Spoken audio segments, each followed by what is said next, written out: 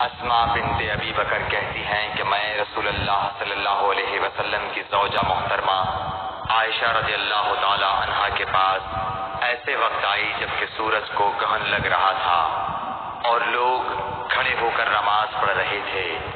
کیا دیکھتی ہوں وہ بھی کھڑے ہو کر نماز پڑھ رہی ہے۔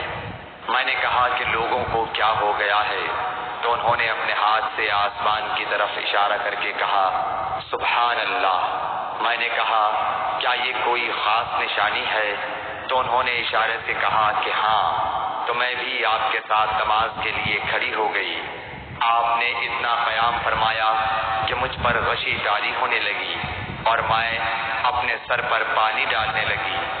جب رسول اللہ صلی اللہ علیہ وسلم نماز سے فارغ ہوئے تو آپ نے اللہ کی حمد و ثنا بیان کی اور فرمایا آج کوئی چیز ایسی نہیں رہی جس کو میں نے اپنی اس جگہ نہ دیکھ لیا ہو، حتیٰ کہ جنت اور دوزخ کو بھی دیکھ لیا۔ اور مجھ پر یہ وحی کی گئی ہے کہ تم لوگوں کو قبروں میں آزمایا جائے گا، دجال جیسی آزمائش یا اس کے قریب قریب۔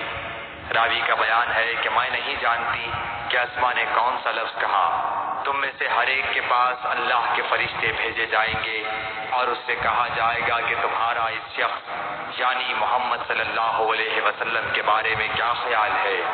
پھر اسماء نے لفظ ایماندار کہا یا یقین رکھنے والا کہا، مجھے یاد نہیں۔ بہرحال وہ شخص کہے گا کہ محمد صلی اللہ علیہ وسلم اللہ کے سچے رسول ہیں، وہ ہمارے پاس نشانیاں اور ہدایت کی روشنی لے کر آئے، ہم نے اسے قبول کیا، ایمان لائے اور آپ کا اتباع کیا۔